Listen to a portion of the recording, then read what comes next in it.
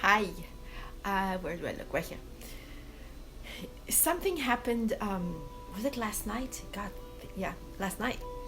And I wanted to come home and write about it, but there's no way it's gonna happen. So I thought I'd come. Hey, Jan, you're gonna like this. So I thought I'd come in and just tell you the story. Look at my puppy. Say hi. Okay. So last night I went to Bellingham, did some stuff, met up with some friends, and then met up with my son for dinner.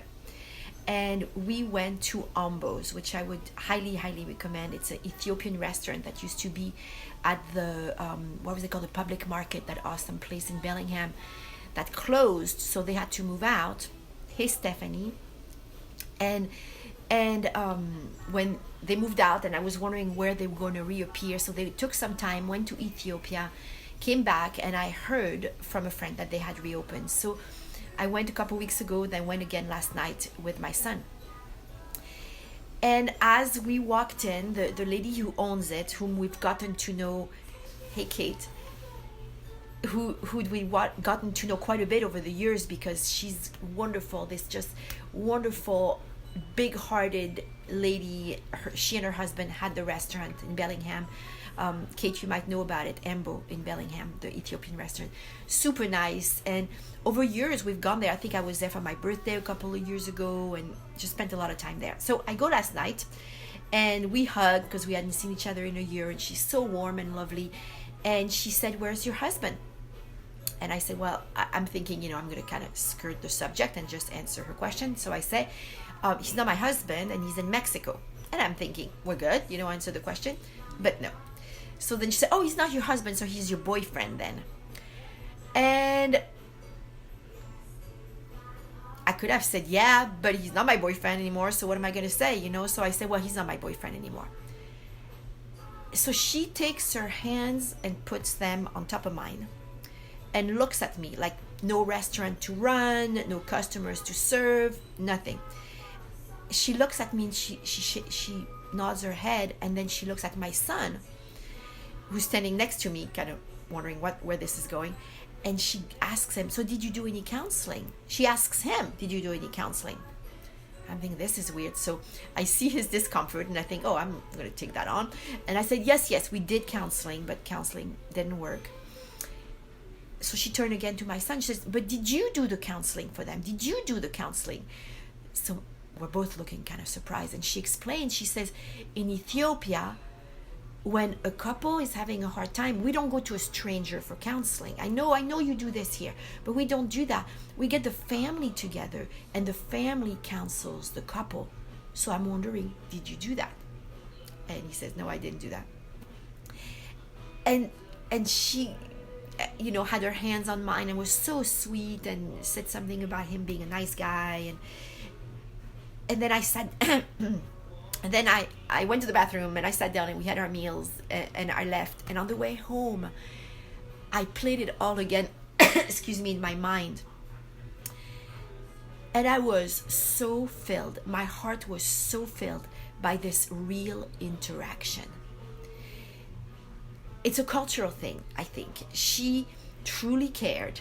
She truly was present for me. There was no, well, I hope it works out for both of you, sometime it's she was so present, and she offered her culture's way of doing things, which I've been doing some thinking about that this morning, and I don't know how that could have gone.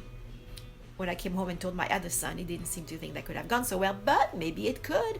Who knows us better than our families? Who cares more than our families? And who has been around us as we live our life as a couple more than our family? So it was just a really delicious moment.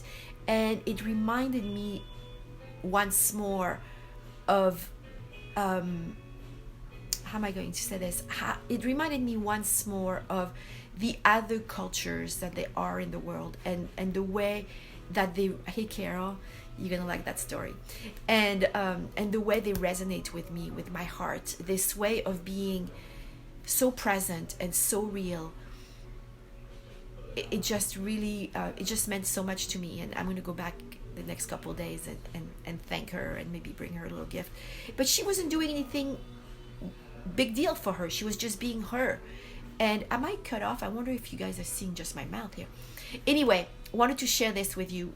The gift of someone being real and taking the time and sharing their culture with you. And then for me, that resonance from with this sort of cultures. Okay, wait, I want to tell you one more thing now that I think about it, because it just goes so well with it.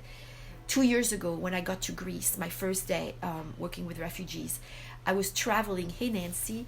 I was traveling on a van. They had the idea that I would be driving the van from the refugee camp to the refugee center, and I knew right away there was no way, absolutely no way I was going to do that. No way. But they wanted to give it a shot, so they took me in the van to go get a batch of refugees at the camp. So it was just 3 people and me. We stopped at the camp, opened the door, and oh my God, so many people got in that van. So many people. I was completely squished against the wall, and this sea of people got in. And next to me was a man named Daniel. And I don't know how much of an effect I made on him, but he made a huge effect on me.